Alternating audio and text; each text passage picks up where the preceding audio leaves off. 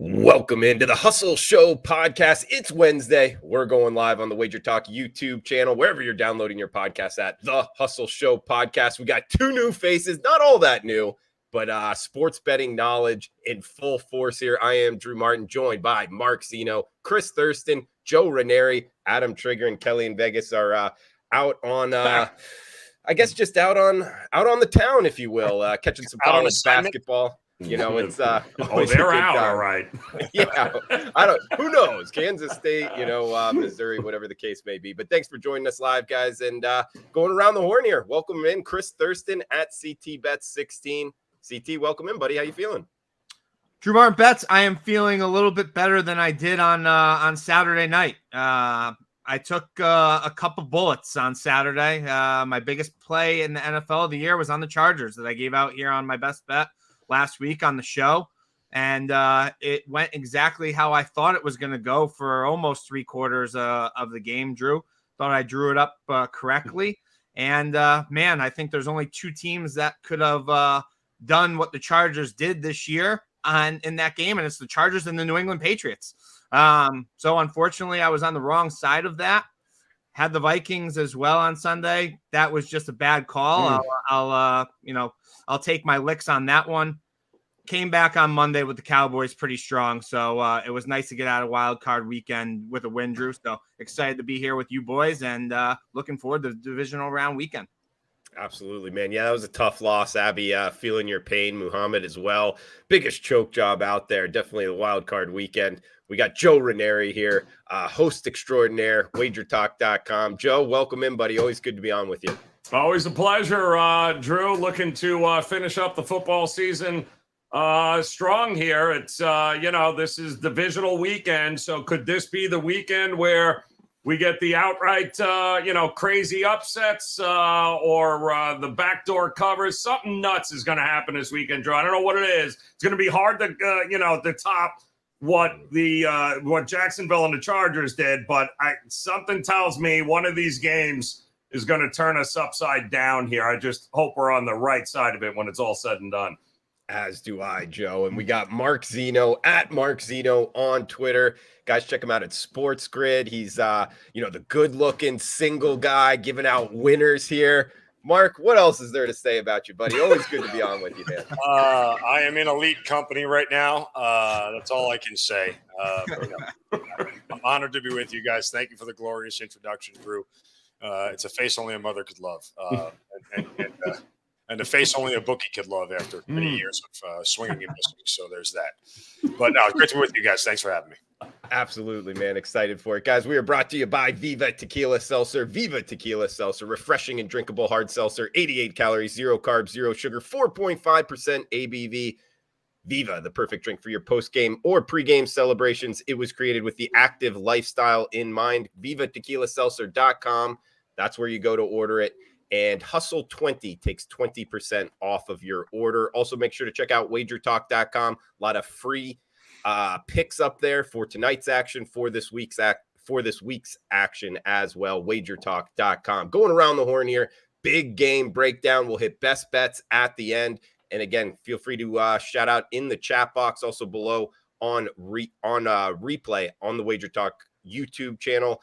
Any questions, all is welcome. What you're betting, all of that. So, Mark Zinno, you got a big game breakdown here, I believe, on the football card. Where are you heading, buddy? Yeah, I'm curious your guys' thoughts here. I'm going to Cincinnati and Buffalo for a big game breakdown, but I have looked around all week long. And Drew, you and I were working on Sunday night. We saw these lines pop up. And I've been trying to find somebody who I know and respect in the business who is on Buffalo. I can't come up with a single damn person. And I'm starting to get the feeling like Buffalo is the sharp square dog. Cincinnati is a sharp square dog here. And looking at it all across the board, look at this matchup objectively here. And go back to the matchup in week 17 with the unfortunate incident with DeMar Hamlin. Look, Buffalo is laying 2 on the road. So it's not really a surprise per se that they got a 2.5 point bump, being home in this game. Now, the Bills make a ton of mistakes, right? And that's what everybody's thinking. But you know what? The Bills make a ton of mistakes, and they still score 34, 35, 35, 32, 24, 28, and 31. The only time they scored less than 24 was against the Jets in that snow game up in Buffalo in their last 7 games. So somehow, between all these mistakes, they still managed to put up close to 30 points every single game. Now, you have a Bengals team that struggled to get past the Ravens. And here's the thing, and I don't think a lot of people are putting enough emphasis on the injuries in the state of the offensive line for the Cincinnati Bengals. I saw one person who I respect who had a write-up and said, oh, it's not that big of a deal. It's not like they're only going to be playing with 2 offensive linemen. They've worked around this problem before. No, they haven't. Like, they tried to work around this problem, and they're not that good at it. The Ravens had 4 sacks in that game. Buffalo is one of the highest pressure rates in all the NFL, and they're really good at it, and their front 4 is really, really good. Now, the upside for Cincinnati is that Buffalo can be thrown upon. The Bengals can throw and score on everybody. Buffalo's got the 28th ranked pass defense at home this season. But this is the other thing that is really telling, is that Cincinnati cannot run the ball on the road. Dead last in the league, averaging 74 rushing yards per game on the road this year. So it's going to be all on Joe Burrow, with 3/5 of their offensive line a pure question mark. Now, they talk about Jonah Williams.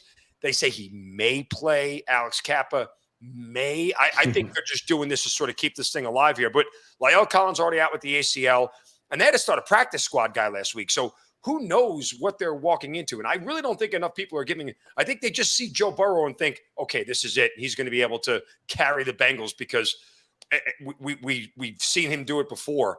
But this is a different world. They're on the road here in Buffalo in a tough place to play. I mean, is the idea that Josh Allen making a mistake or throwing a pick could keep Cincinnati in the game? Of course it's there, right? Like, we can't ignore it at this point in time. But Buffalo may be able to get after it. And I don't know about you guys, but I can't sit there and look at the 8 minutes we saw in Week 17 and Cincinnati go up the field and score a touchdown and then go halfway down the field again and go, oh, well, obviously the rest of the game is going to turn out that way. I can't – you're not going to get me to make that mental leap. So I'm not going to. I can't assume anything that they would have been able to keep that up for 4 quarters. So, I mean, I don't know. I get a feeling here that when I see where the money is, and of all the games this weekend, this is the sharpest discrepancy, guys.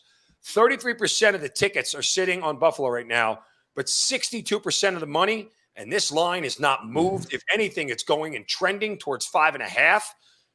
Clear sign here. Buffalo looks like the right side. I'll be the first one to go out on an island. I don't put myself in some of these elite handicapper roles, but, for everybody that I see out there, it's all on Cincinnati plus the 5. I feel like they're going to be the square dog here. Give me Buffalo -5 on Sunday. And Mark, just a follow up for you. Great breakdown. I mean, how much do you factor in last week's kind of, not covering against the Dolphins? Actually didn't look all that good, in the wild card round. Do you think that carries over at all? Does it worry you? I think what it does too is, look, I think it'll at least hopefully sharpen them. And remember, there's a big difference between laying 9.5, 10.5, and laying 4.5 and 5. Like, Buffalo this year has struggled to just like Kansas City, struggled to cover big numbers. You get me back under a touchdown, we're talking a completely different world here. So I don't even put this in the same category as that. Again, Buffalo had a sack fumble that led to a touchdown from Miami. Josh Allen threw a red zone pick. I mean, they let those 17 points happen in 7 minutes in the first quarter, completely changed the complexion of the game. Do I think Buffalo would have covered the 10.5? Probably not. Do I think they would have been sweating it out in the fourth quarter, trailing it at some point? No, I don't. So I think, again, if Buffalo gets a lead here, they're going to be hard to catch because they can run the ball better than Cincinnati can. It's going to be all on Joe Burrow for 4 quarters. And that offensive line, I'm telling you, I don't think enough people are giving a lot of credit to how much that's going to affect this game.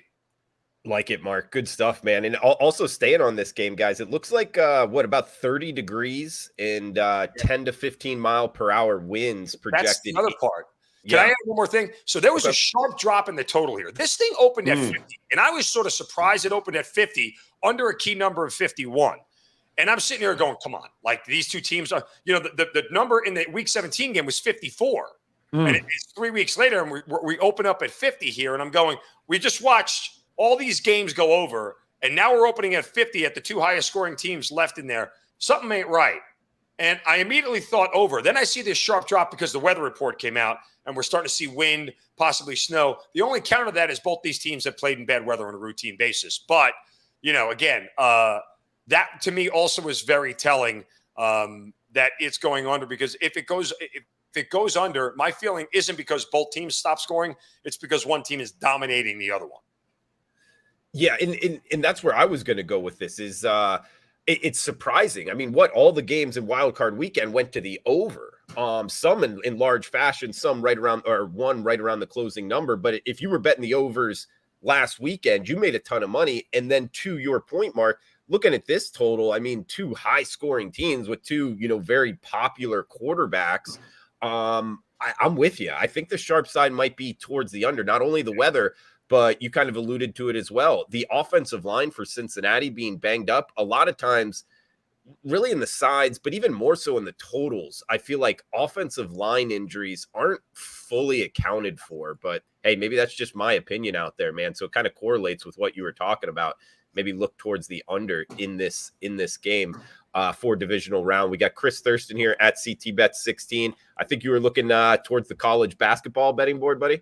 I am. I'm going college hardwood tonight, Drew, but I wanted to just say I agree. We try not to do the same games here when we're giving out stuff. I agree with Zinno. I'm on Buffalo -5 as well. And I think Joe Raineri will agree with me here. You got to take Wild Card Weekend with a grain of salt, right? Yeah. Miami also had, I'm not trying to take anything away from Miami. They played a great game. They also scored 14 points off of turnovers. Yeah. So let's remember that might have been a little bit of a look ahead spot for the Bills too. Like, okay, third string quarterback coming in here. We're going to get in and get out, and let's just move on here to next week. So I'm completely aligned with you, Zinno, and Circa just popped to 5.5.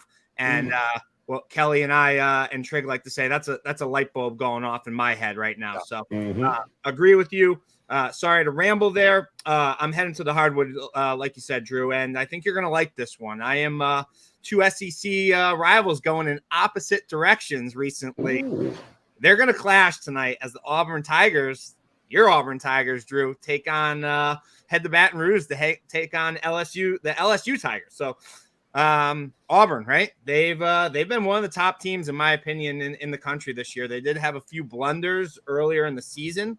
They've been great as of recently, and they had an impressive win over Arkansas in their current 3-game win streak. On the other hand, you got this LSU team. They've dropped 4 straight in SEC play after their upset win over the Razorbacks. Auburn, they've won some tough home games, man, against Florida, Arkansas, Miss State. They've struggled on the road, losing to Georgia, and then they needed to pull away late versus Ole Miss. But you got LSU. They've lost 4 straight, including getting blown out this past Saturday by 40 to Bam Bam. Auburn wins its games through its defense, which helps them pull away from their opponents once their offense and their scoring gets going. They rank 38th in the nation, allowing only 63.2 points per game, and they got one of the best 3-point defenses in the country here. That Morehead State, the transfer Johnny Brom, he's been outstanding. He's third in the SEC with 2.5 blocks per game, 12 points, 8.5 boards. LSU struggles, and I mean struggles around the rim. They're gonna really struggle to get second chance points. Auburn's going to be able to limit that big time, and I don't think we're going to see Auburn struggling on the road tonight here. I like the Auburn Tigers to cover the 4.5 tonight, Drew. I'm rolling with your alma mater. Give me the Tigers -4.5 over the LSU Tigers. A little War Eagle action. I like it, man. Battle of Tigers. Go Tigers. And the War Eagles, man, good stuff, CT. Yeah, you can get it -4 right now, -4.5 as well. But hey, if you're liking the Auburn side, like CT, get that -4. We got Joe Raineri here. Joe, what are you thinking for big game breakdown, buddy? So I'm looking at the hardwood too as well, and part of me so bad wants to go with my alma mater, but I can't do it in any way, shape, or form. And you know this, CT. I want to back Oklahoma State at home Bedlam here tonight. Gallagher going up against OU, but the problem, and here's where my dilemma is. You actually need to score in order to win a game on a basketball court. And that's the problem here, CT. They can't score any points. So I'm going to avoid it, even though I'm taking Oklahoma, but I'm going to avoid it. And I'm going to go to the late game and go to the degenerate special here, Drew. Yes. And I am going to look Oregon traveling out to Berkeley to take on Cal here tonight in probably one of the flattest of flat spots you will ever see. As Oregon just upended Arizona. Did you see the can of whoop ass they opened up on Arizona there? Am I right, CT? That was like, woo!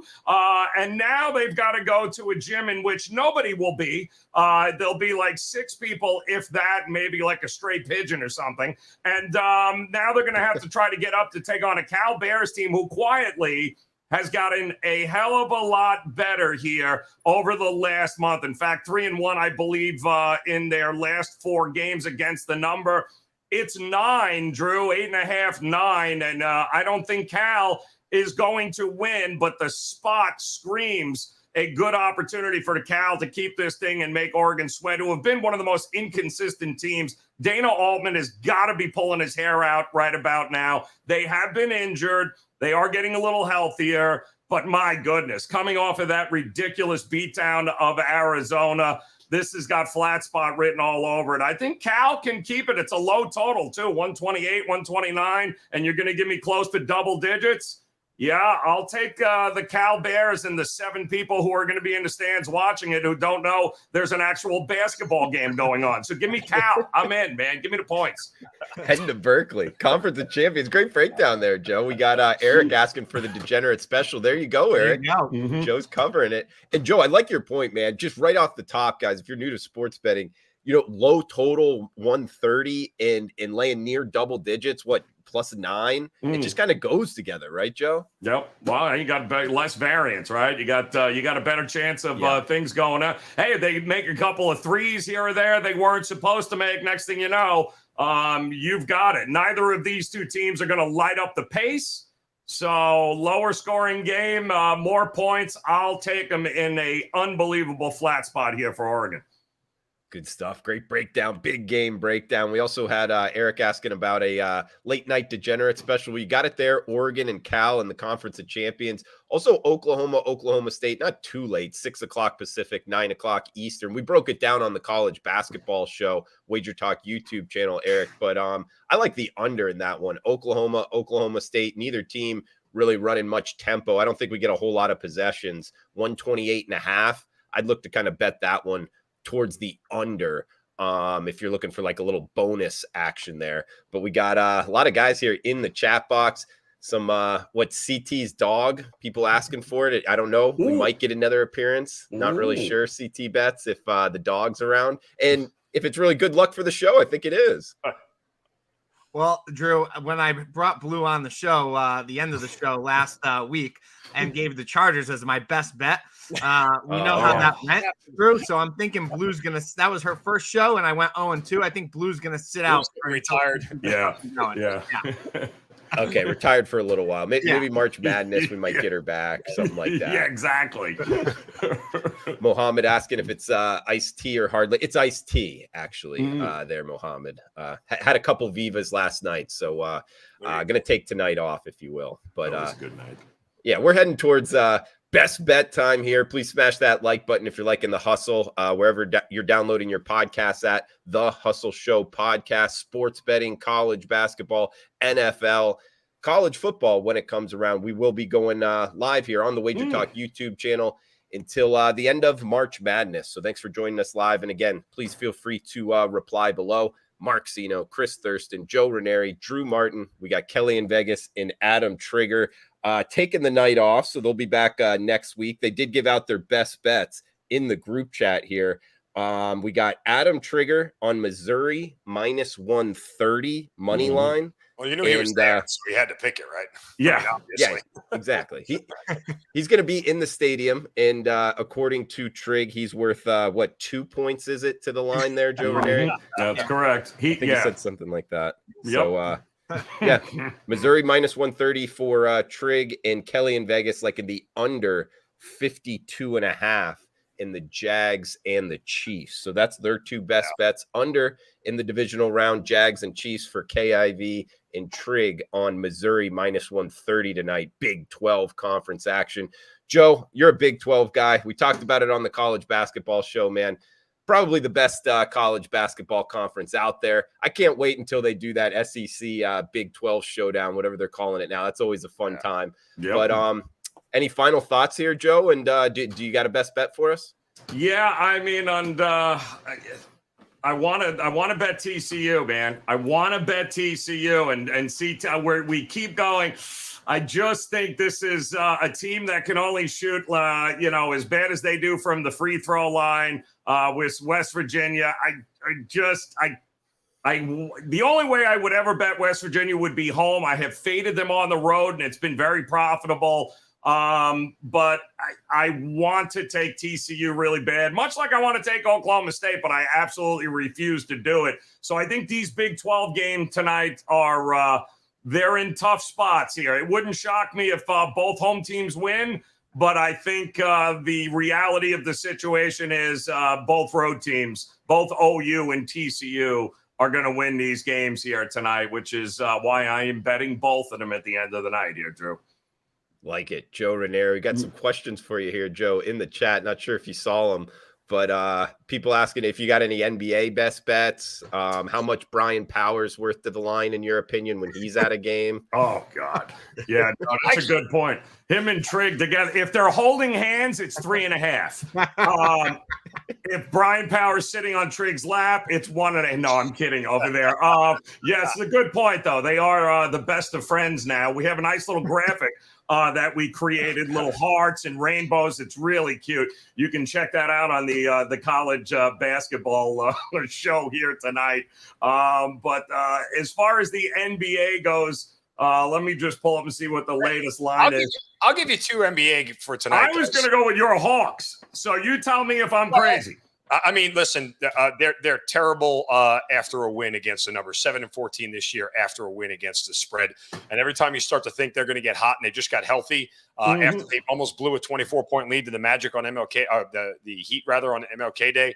They end up getting a win. I don't know. I mean, Dallas is 4-0 against the number. The last 4 games against Atlanta in Dallas. Luka comes back tonight after the injury. The ankle injury sat out the last game against Portland. So I don't love the Hawks in this spot. They're a bad road team. And guys, the chaos behind the scenes with the Hawks right now, I don't know if you've been following this. Disgusting. The front office is a mess. It's being run by the owner's son. It's like little big league. I expect that little kid, I expect to walk out to a podium, and just start barking at people. It's just a whole weird mess. Nate McMillan has no control of this team anymore. But I'll give you 2 quick NBA plays for tonight real quick, guys. One, let's go to Memphis and Cleveland here. This is a styles make fights kind of game.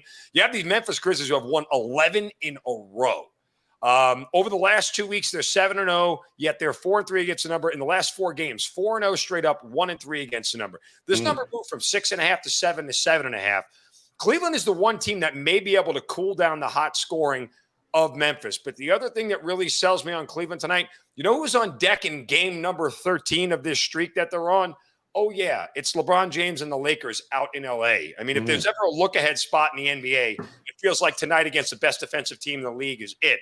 I'm not saying Memphis is going to lose this game, but it's a lot of points for Memphis to be laying against the best defensive team in the league. So I'll take Cleveland plus the 7.5 tonight. And then Denver, even though they're on a back-to-back tonight, another spot. They beat Portland last night handily and held off Dame Lillard, who had 44. Denver is 20-3. Denver's 20-3 straight up at home this year. They're 6-0 over the last week, 4-1-1 against the number here. They've been averaging around a 7 or 8 point spread. That's what they're laying tonight. I don't think Minnesota has anywhere near the offense at this point in time, given how banged up they've been this entire year. Like they got a performance last night from Dame Lillard. This year as well, guys, on back-to-backs, teams that are home for the first half of a back-to-back and home for the second half. When they won and covered the first one, they're covering 59% of the second, 59% of the time on the tail end of the home games on the back-to-back. I'll lay the 8 points tonight with Denver.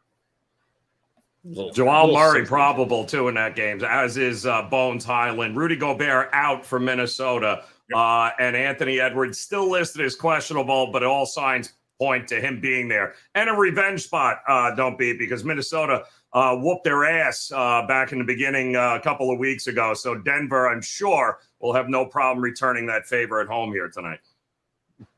Some association for you on the hustle at Mark Zinno on Twitter. CT Bets, we got some guys saying don't put what Blue in the mush corner. She deserves a lot better. The mush corner. I love it. That's great.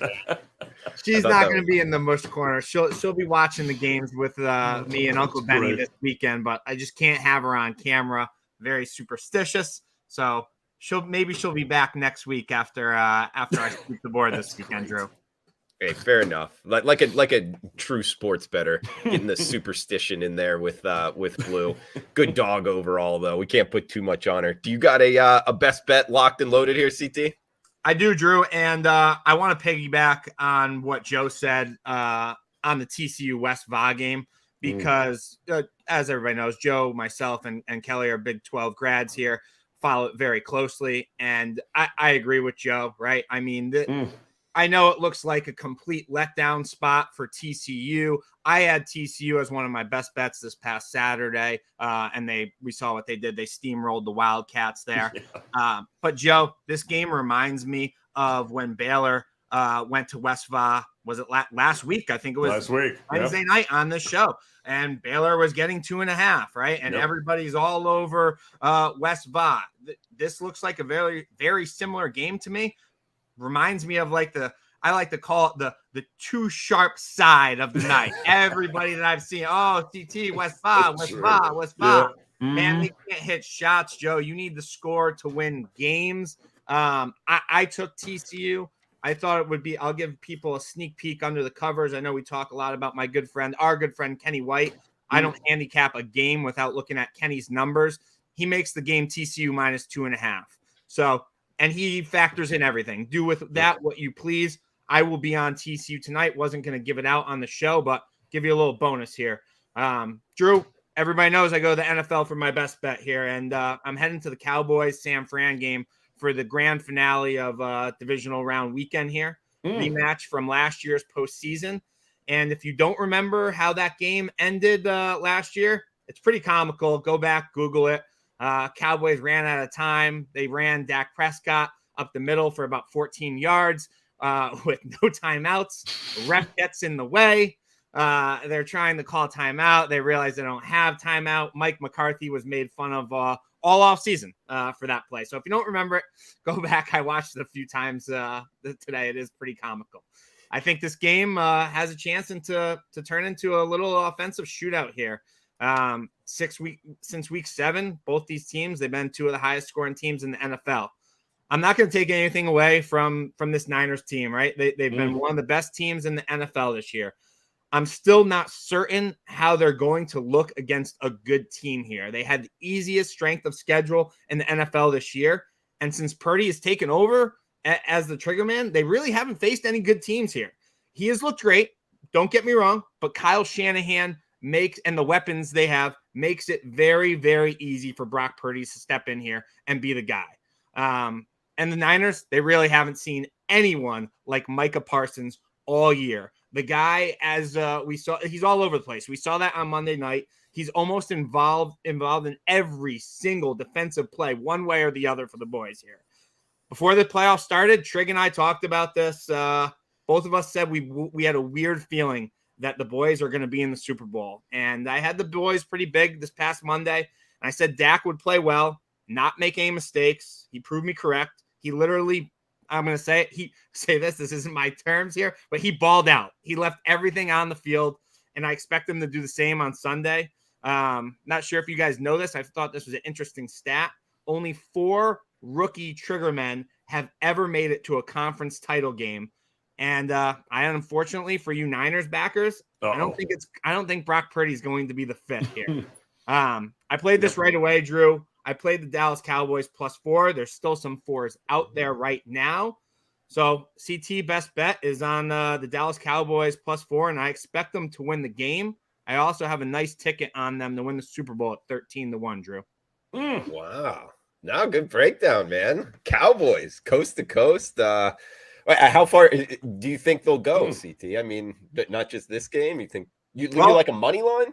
I like them to win the game, Drew. Yeah, I do. I think Dak is going to take this game over, and I think finally the pressure and the system isn't going to be as easy as we've seen for Brock Purdy. This is a revenge spot. We saw Mike McCarthy and the boys get made fun of all off season. And I know this sounds crazy, Joe, but I kind of like the way that McCarthy has handled this year. I think he's bounced back nicely. Saw the last couple games weren't great, but I go back to that Christmas Eve game versus the Eagles. Even though Minshew was the trigger man that day, thought the boys played a really, really great game. And Minshew really played a stellar game. I don't think that it would have made much of a difference if Hurts played that game. So I put a lot of stock into that game. They've been impressive to me. And, I don't know. My biggest worry, CT, is that Dak Prescott hasn't gone back-to-back games this year without an interception. Well, he looked pretty good on Monday night. He looked great. If he avoids the turnover, Dallas has every legitimate chance to win this game, 100%. Yep. And that's really what it boils down to. If he doesn't make a mistake, Dallas will be in this game with a chance to win it in the fourth quarter. That's, to me, what it all boils down to as far as the Dallas money line is concerned.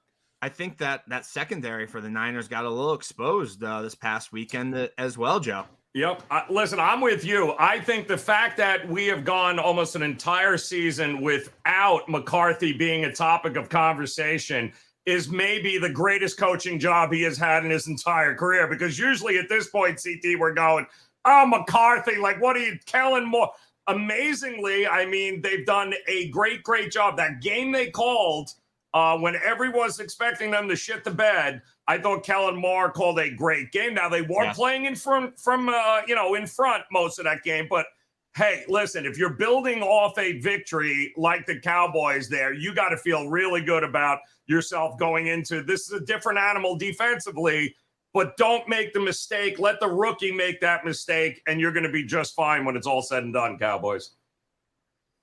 Big game there. Good breakdown, CT Bets. And guys, just to add here, it looks like we're getting like -3 3/4, if you will. There's a lot of -3.5s, but there's also -4s, like CT alluded to. And one thing from living in Las Vegas, there's a lot of San Francisco fans like around there. So if you're in or around Las Vegas, that's probably the way to shop for the Cowboys. And sure enough, we're seeing Circa at 4, Caesars at 4. There's also a key offshore sports book at 4, but for the most part there in Vegas, you should be easy to get that 4, the +4 on the Dallas Cowboys if you're like in what CT was dealing there.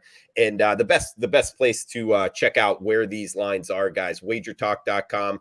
The live odds page, best free live odds in the industry. You can click on NFL, college basketball, NBA. When baseball comes around, it will be there as well. So you can click from sides, totals, money lines, live odds screen, wagertalk.com.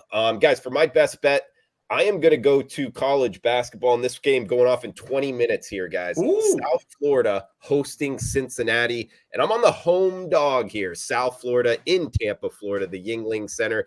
And USF got off to a terrible start to the season, but since they've rebounded, and I like that in college basketball, like finding change and then betting on these teams kind of riding under the radar. And sure enough, look at South Florida. They're 2-0 their last 2 games, covering the point spread by almost 30 ATS points, meaning where the odds makers are putting the line, they've covered it by an average of 15 points in the last 2 games. And they've had Cincinnati's number, winning outright as a dog each of the last 2 years in AAC matchups. So overall, I think +4, just too much here for the South Florida Bulls. That's what I bet them at, +4, sprinkle some on the money line. I think USF wins outright. +140 on the money line. So give me USF +4 for my best bet tonight. We heard from Mark Zinno a little bit on his NBA action. Mark, did you want to have any final thoughts for the show? And did you have another best bet, or are you going with the association? No, yeah, I have another best bet. I want to give you 2 other NFL plays, well, a combo of NFL play that I'm absolutely on that I love here that isn't necessarily best bet. But Kansas City, well, a lot of people have a lot of reservations about laying at 8.5, and I certainly understand it. I locked in Kansas City -3 in the first quarter. It's a juicy 3, but I'm willing to pay it, and -5 in the first half. Guys, they've led at half in 7 of their last 9 games. The only games they didn't in a loss to Cincinnati and a divisional game against the Chargers. But get this. Here are some of their leads at the first half. 24-3 over the Raiders, 17-3 over Seattle, 24-17 over Denver, 13-3 over the Rams, 20-7 over Jacksonville in their first meeting. And while Kansas City has no problem coming out hot, and Patrick Mahomes is insanely good in the playoffs with a 105 quarterback rating and 28 touchdowns and 7 interceptions, and they've given up points in the second half, I expect them to steamroll KC for the first 30 minutes, steamroll Jacksonville for the first 30 minutes of the game. So I'm locked in for both of those. I just wanted to give those out, that the first quarter and the first half, play them, parlay them if you can. I think they're both going to hit. I would pay for the juicy 3 just in case you get a 10-7 lead at the end of the first quarter there. Somehow Jacksonville puts a touchdown in. But those are some other plays that I have. But for my best bet, I'm going to go to San Fran, Dallas as well. But I'm going to look at the total here, guys. When this number opened up at 46.5, to me, it felt like a gift. Now, for comparison's sake, the San Francisco-Seattle total opened at 42.5 and was actually bet down. The Dallas-Tampa Bay total opened at 45.5 and was bet down. Purely statistically, the Cowboys have the 8th best pass defense. The Niners have the 2nd best run defense. They're both in top 5 in points allowed per game, with San Francisco being the lowest or the best, scoring defense in the league. And these are the top 2 teams in turnover differential. Now, my number had this at 44.5. So I feel like I'm getting 2 points of values here. And after odds makers saw 5 of the 6 wildcard games go over, and it should have been 6 for 6 if the idiot kicker Brett Maher could have made an extra point or 2, it would have went over the total there. But it feels like there's a minor adjustment for all the points being scored last week reflected in a lot of the totals this weekend. Yep. As CT talked about, Brock Purdy's been great to date, but he also hasn't faced a defense of this caliber. I'm not saying Purdy's going to play poorly or anything like that, because I think the system is so good, but success in this game for Purdy probably looks a little bit different. Talked about Dak avoiding the turnovers. That's the biggest key for Dallas scoring points. If he doesn't avoid, if he gives the ball back, we're going to have a problem here. But the thing is, the Cowboys can be run on, and I think Kyle Shanahan will exploit that more and not put Brock Purdy in a lot of drop-back situations where Micah Parsons, where that front 4 can get to him. Finally, guys, and I don't know how much you put into this, but sometimes this matters. Bill Vinovich is the referee for this game. Yeah. He's nearly 60% to the under for his career, and the game's averaged just 36.5 points. Vinovich's crew calls the fewest roughing the passers penalties, the fewest defensive holding penalties, and the 2nd fewest pass interference penalties. And with the shaky kicker on at least one side of this game, I think it brings in a little bit more variance. Maybe Dallas tries for a touchdown instead of a field goal, but a missed kick feels a little bit more like a higher probability here than normal. I am going under 46.5. You CT talked about the game that played last year, stayed way under that total. I think this is a gift, guys. I think the odds makers got this number wrong. This thing stays under the 46.5.